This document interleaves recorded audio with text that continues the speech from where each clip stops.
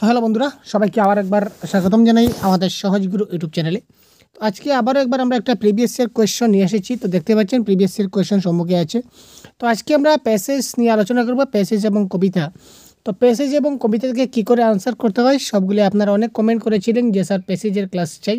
তো আজকে আবার আমি প্যাসেজ এবং কবিতা থেকে কী করে আনসার বের করতে হয় সেটা আবারও একবার একটা ক্লাস দেখিয়ে দেবো। তো এই ধরনের প্যাসেজের ক্লাস কিন্তু আমাদের সহজগুরু চ্যানেলে অনেক রয়েছে। আমাদের প্রিভিয়াস ভিডিও আপনি ইউটিউবে সার্চ করুন প্যাসেজ বা কম্প্রিহেনশন সহজগুরু বা কম্প্রিহেনশন সিটেড সহজগুরু দিয়ে আপনি সার্চ করে অনেকগুলো ক্লাস পেয়ে যাবেন। আপনি সেইগুলো অবশ্যই দেখে নিতে পারেন। তো তারপরও আজকের ক্লাসটি আপনাদের কমেন্টের ভিত্তিতে নেওয়া। তো দেখুন, এটা একটা প্রিভিয়াস ইয়ার কোয়েশন। এটা হচ্ছে একটা আমাদের সম্পূরক কোয়েশন পেপার। প্রিভিয়াস ইয়ার দেখতে পাচ্ছেন একটা প্যাসেজ রয়েছে। তো আমরা প্রথমে কী করবো, এই প্যাসেজটা আমি এবার পড়ছি না, দেখতে পাচ্ছি এখানে প্যাসেজ আছে, প্যাসেজটা আমি পড়ছি না, আমি ডাইরেক্ট এখানে প্রশ্নের যাব। প্রশ্ন দিকে দেখুন, প্রশ্ন কে বলেছে, কোয়েশ্চন নাম্বার 91।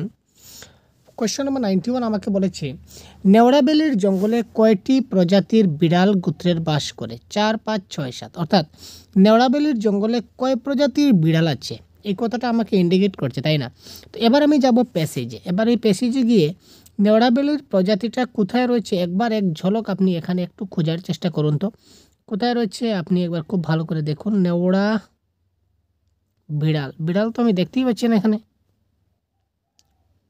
বিড়াল শব্দটাই কিন্তু আসছে না। বিড়ালটাই হচ্ছে, বিড়াল যে শব্দ, এই শব্দটাই কিন্তু আমার পজিটিভ। আমি এক লাইন করে সরাচ্ছি। এই দেখুন, এই দেখুন কী পেলাম, বিড়াল গোত্রের প্রাণী মেলে, তার মানে এখানে কিছু একটা হবে ভাই। এই দেখুন, গোটা দেশের মধ্যে নামদাপা অরণ্যের পর নেওড়াবেলি দ্বিতীয় অরণ্য, যেখানে 7 প্রজাতির বিড়াল গোত্রের প্রাণীর দেখা মেলে।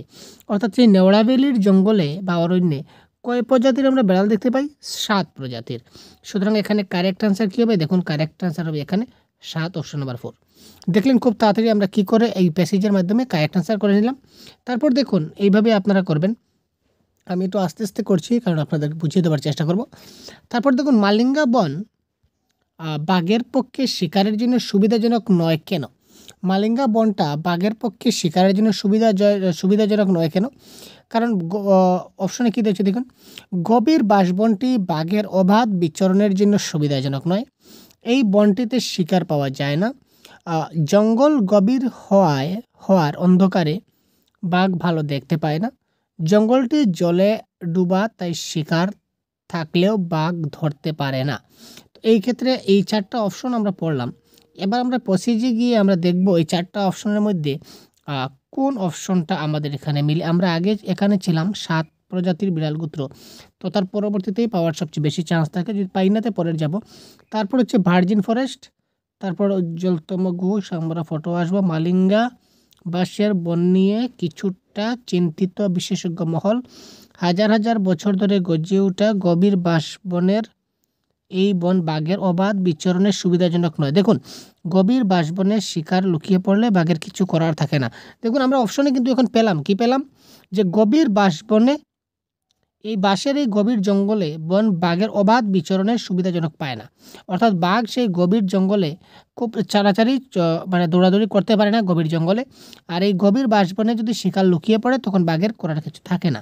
তো এই অপশনটা দেখুন আমাদের কোথায় রয়েছে, এই দেখুন এখানে রয়েছে যে গভীর বাসবনটি বাঘের অবাধ বিচরণের জন্য সুবিধাজনক নয়। দেখতে পেলেন, গভীর বাসবনটা তার অবাধ বিচরণের জন্য সুবিধাজনক নয়।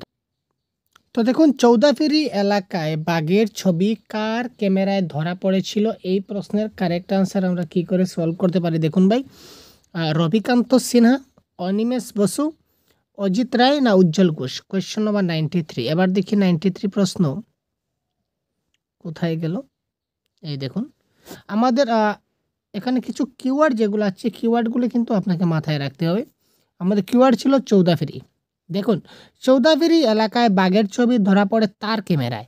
তো তার ক্যামেরা বলতে কার ক্যামেরা, মানে তার বলতে কোনো একজন ব্যক্তিকে ইঙ্গিত করা হয়েছে। তো ব্যক্তির নামটা আমরা প্রথমে পাবো না শেষে পাবো? আমরা পাবো প্রথমে। দেখুন, ফের মালিঙ্গা বাসবনে দেখা মিলল শার্দুল সম্রাটের। এবার বাঘমামার দেখা পেলেন বনকর্মী অজিত রায়। বাঘমামা,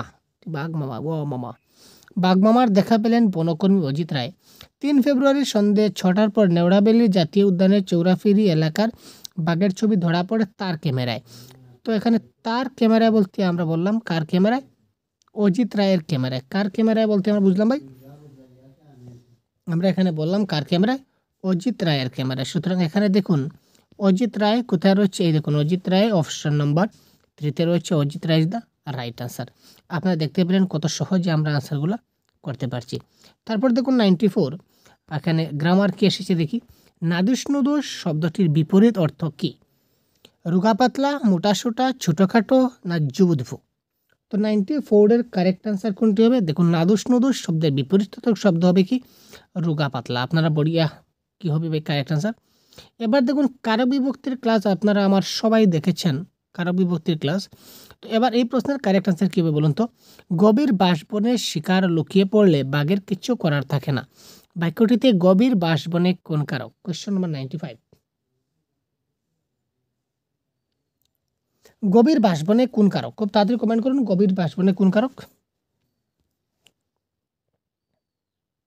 গভীর বাঁশবনে শিকার লুকিয়ে থাকলে বাঘের কিছু করার থাকে না। তো গভীর বাঁশবনে, অর্থাৎ এখানে দেখুন কোথায় শিকার লুকিয়ে থাকলে বাঘের কিছু করার থাকে না। কোথায় লুকিয়ে থাকলে, কোথায়? গভীর বাঁশবনে। তো আমরা কোথায় দিয়ে যখন আমরা প্রশ্ন করলাম তখন উত্তর পেলাম কি? গভীর বাঁশবনে। তো কোথায় দিয়ে প্রশ্ন করলাম তার মানে সেটা কি? অধিকরণ কারক। বুঝলেন না কিছু ট্রিক? ঠিক আছে, এখনই আপনি আমাদের চ্যানেলে গিয়ে কারক বিভক্তির ভিডিওটা চট করে দেখে নিন, তাহলে এই যে কারক বিভক্তির কনসেপ্ট সারা জীবনের জন্য আপনার কাছে ক্লিয়ার হয়ে যাবে। ঠিক আছে, তারপর দেখুন বিশ্ব গোটা থেকে যখন বাঘের অবলুপ্তির খবর ভেসে আসছে তখন প্রমাণ হচ্ছে রয়্যাল বেঙ্গলের স্থায়ী আবাস হিসাবে নেওড়াবেলির জঙ্গলে পরিবেশ সুস্থ স্বাভাবিক রয়েছে। এটি কোন শ্রেণীর বাক্য? সরল, জটিল, যৌগিক, মিশ্র? ওয়াও, क्वेश्चन नंबर 96 बहुत बढ़िया प्यारा सा क्वेश्चन भाई, बहुत बढ़िया प्यारा सा क्वेश्चन, प्यार भरा है उसमें। करेक्ट आंसर क्या होगा आप लोग जरूर बताइए। क्यों होगा करेक्ट आंसर? खूब तात्कालिक कमेंट করুন তো ভাই, क्यों होगा करेक्ट आंसर? কোশ্চেন 96 আপনারা বলুন সরল বাক্য জটিল বাক্য। সরল বাক্য জটিল বাক্য এত ক্লাস আমরা কন্ডাক্ট করলাম এবং আপনারা এত কমেন্ট করলেন আর এই প্রশ্নের কারেক্ট আনসার পাচ্ছেন না, কী ব্যাপার ভাই? সবাই কমেন্ট করুন, কী হলো? সবাই কমেন্ট করুন ভাই, বড়ি বড়িয়া। আপনারা কমেন্ট না করলে আমি আনসার বলবোই না ভাই, তাদের কমেন্ট করুন। আরে ভাই এখানে যখন রয়েছে তখন রয়েছে, তো যদি কোনো বাক্যে যখন তখন থাকে তখন জটিল বাক্য আর কী দেখার আছে? এই সমস্ত বাক্যে কী লেখা আছে এই সবগুলো আমার দেখার কী প্রয়োজন আছে ভাই? কোথায় গেল? রাগ করে চলেই গেল। এই বাক্যে কোথায় কী আছে সবগুলো এত কিছু দেখার আমার দরকার নেই। বাক্যের মধ্যে যখন রয়েছে তখন রয়েছে, বাস। যখন তখন রয়েছে মানে জটিল বাক্য। যে সে রয়েছে, যে বা যেহেতু সেহেতু, যারা তারা, এই ধরনের ওয়ার্ডগুলো রয়েছে আর বাকি কিছু দেখার দরকার নেই, ডাইরেক্ট জটিল বাক্য। বাস, ক্লিয়ার, খতম। কনসেপ্টের ক্লাস আগে ক্লিয়ার করুন, তা না হলে সমস্যা আসবে। দেখুন 4টি বিকল্পের মধ্যে কোন বিকল্পের শব্দ দুটা জঙ্গলের সমার্থক শব্দ? এখানে দুটাই কিন্তু জঙ্গলের সমার্থক শব্দ হতে হবে। কোন দুটা আমরা অপশন বাছবো? যেমন অরণ্য, এই অপশন বাছলে অরণ্য, নীরজ দুটি কিন্তু জঙ্গলের সমার্থক হতে হবে। বনগিরি দুটাও কিন্তু জঙ্গলের সমার্থক হতে হবে। বন, অরণ্য দুটাই কিন্তু জঙ্গলের সমার্থক হতে হবে। বা আমরা যদি বলি জলজ এবং নীরজ সেটাও কিন্তু আমাদের জঙ্গলের সমার্থক শব্দ হতে হবে। সুতরাং কোয়েশ্চন নাম্বার 97 কারেক্ট আনসার কোনটি হবে? ভেবে চিন্তে কারেক্ট আনসার করুন।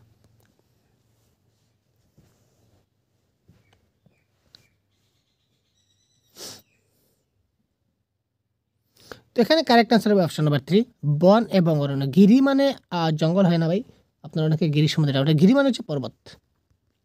ঠিক আছে, বন মানে তো বন জঙ্গল, অরণ্য মানে জঙ্গল। আর এখানে জলজ আর নীরজ কী করে হলো? নীরজ কী করে হলো? ঠিক আছে, তো জলজ মানে জলে, নীরজ মানে বুঝতে পারছেন। তো সুতরাং কারেক্ট আনসার হচ্ছে বন এবং অরণ্য। নেক্সট, প্রদত্ত গদ্যাংশটিতে লেখক কাকে মামা বলে সম্বোধন করেছিলেন? দেখুন কোয়েশ্চন নাম্বার 98। আপনারা এতক্ষণে কারেক্ট আনসার দিয়ে দিয়েছেন, প্রিয়া ভাই। আমরা একটু আগে দেখিয়েছিলাম আপনাদের। এবার বাঘ মামার সঙ্গে দেখা পেলেন, মামাকে কার সঙ্গে তুলনা করা হয়েছে? মামাকে সম্বোধন করা হয়েছে বাঘের সঙ্গে, বাঘ মামা। এখানে দেখুন বাঘ মামা লেখা আছে না, তো মামার সঙ্গে কার তুলনা করা হচ্ছে? বাঘের তুলনা। দেখুন অর্থাৎ লেখক কাকে মামা বলে সম্বোধন করেছিলেন? বাঘকে। সুতরাং option number 3 is the correct answer. Question number 99।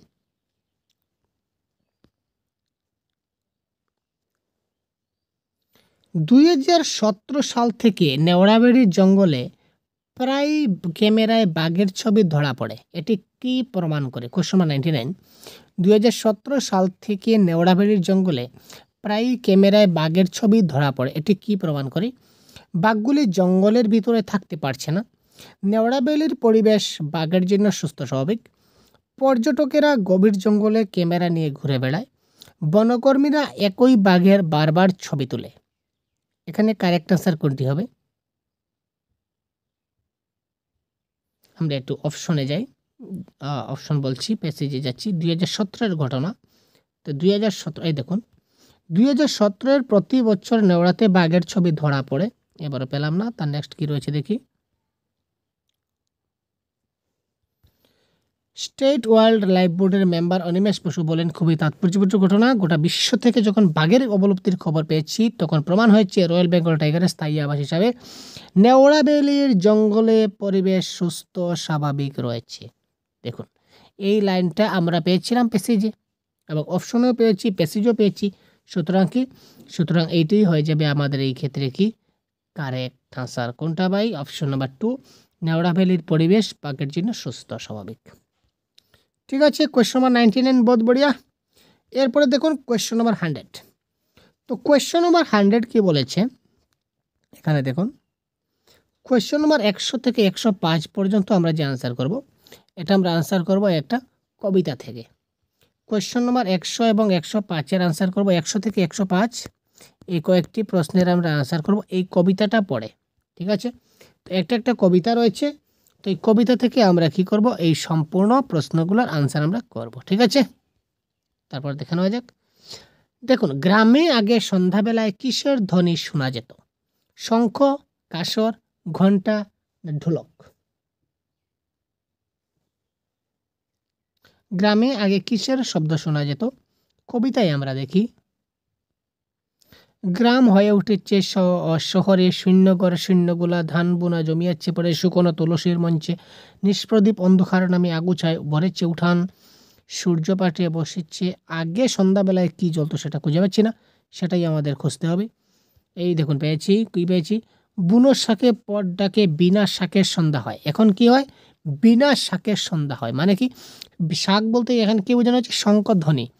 শঙ্করধ্বনি ছাড়া বর্তমানে সন্ধ্যা হয়। তার মানে কি আগে সন্ধ্যাবেলা কি ধ্বনি শোনা যেত? শঙ্কের ধ্বনি শোনা যেত। কবিতায় কিন্তু আমরা প্যাসেজে কিন্তু ডাইরেক্ট আমরা আনসার পেয়ে যাব, কিন্তু কবিতায় এই ধরনের ডাইরেক্ট আনসার নেবেই। কবিতা থেকে ইনডাইরেক্টলি একটু বুঝে তার অর্থগুলি খুঁজে বের করতে হবে।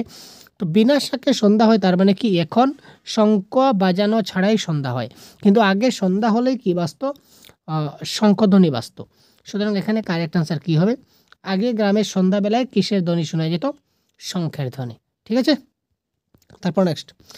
নিচের বিকল্পগুলিতে 3টি করে জীবিকার নামের উল্লেখ রয়েছে। কোন বিকল্পটির 3টি জীবিকার নাম পদ্ধতিতে রয়েছে? তাঁতি, কুমার, গোয়ালা, তাঁতি, কুমোর, কামার, চাষি, কুমোর, কামার, তাঁতি, মাঝি, কামার। কোন তিনটা রয়েছে আমাদের কবিতায়? কবিতায়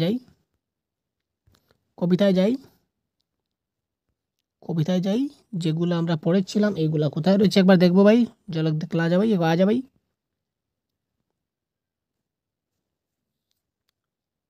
কোথায় গেল ভাই? এই দেখুন পেয়েছি, এই দেখুন তাঁতি পেয়েছি, এই দেখুন কুমোর পেলাম, এই দেখুন কামার। 3টে পেলাম। কি পেলাম? তাঁতি, কুমোর আর কামার। এবার আমরা অপশনে যাই। অপশন কোথায় ভাই? অপশন কোথায় ভাই? কি পেলাম? এই দেখুন পেলাম, তাঁতি, কুমোর এবং কামার। 3টে পেলাম না? সুতরাং option number 2 is the right answer. একটু বুদ্ধি করলে, একটু চিন্তা করলে ডাইরেক্ট এখান থেকে 100% মার্ক ক্যারি করা যায়। তবে গ্রামারে আপনাদের একটু দক্ষ থাকতে হবে, না হলে গ্রামারগুলো পারবেন না। দেখুন, পথ কিসে ঢেকে গেছে? ঘাসে, মাটিতে, কাদায় না জলে? 102। এবার আমরা যাবো এখানে, পথ কিসে ঘাসছে আমরা দেখি। এই দেখুন, বুনো ঘাসে পথ ঢাকে।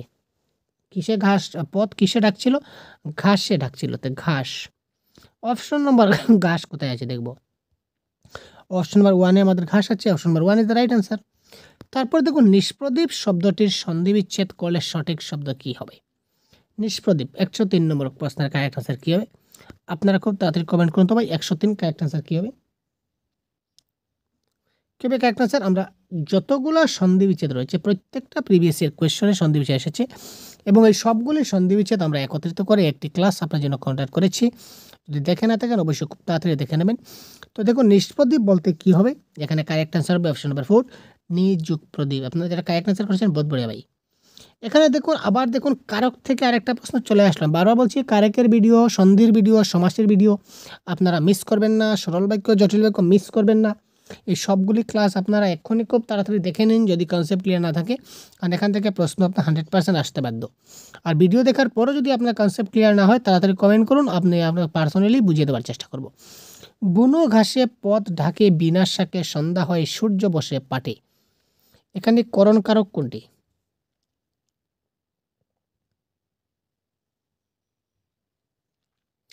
তো প্রথমে করণ কারকের সংজ্ঞা আপনার জানতে হবে, ঠিক আছে, তারপর আপনি করণ কারক করতে পারবেন। করণ কারকের সঠিক জানতে হবে, অর্থাৎ কিসের দ্বারা, ঠিক আছে, কিসের দ্বারা বা কিসের দিয়া কাজটা হয়। আমরা বলি না কী দ্বারা কাজটা করবে, হাত দ্বারা কাজটা করব, কী দিয়া লিখবে, কলম দিয়া লিখবে। এবার এখানে যে কাজটা হবে কী দিয়া হবে বা কিসের দ্বারা হবে। কিসের দ্বারা পদ ঢাকে, কিসের দ্বারা পদ ঢাকবে, বুনো শাকে পদ ঢাকবে, বুনো শাকে পদ ঢাকবে। সুতরাং বুনো ঘাসে ইজ দ্য রাইট অ্যান্সার করণ কারক। ঠিক আছে ভাই, বুঝে না গেলে অবশ্যই কনসেপ্টের কাজ দেখবেন। তারপর দেখুন 105 এই কবিতার মূল সুর কি। এই কবিতা দেখতে পাচ্ছেন, এই কবিতার মূল সুরটা কি, এই কবিতাটা পড়ে আপনি কি বুঝলেন, অর্থাৎ এই কবিতার মূল কি, এটা আপনাকে একটু বুঝতে হবে। তো এটা কারেক্ট অ্যান্সার হয়ে যাবে কি, নগর সভ্যতার উজ্জ্বলতায় গ্রাম অন্ধকারাচ্ছন্ন হচ্ছে। ঠিক আছে।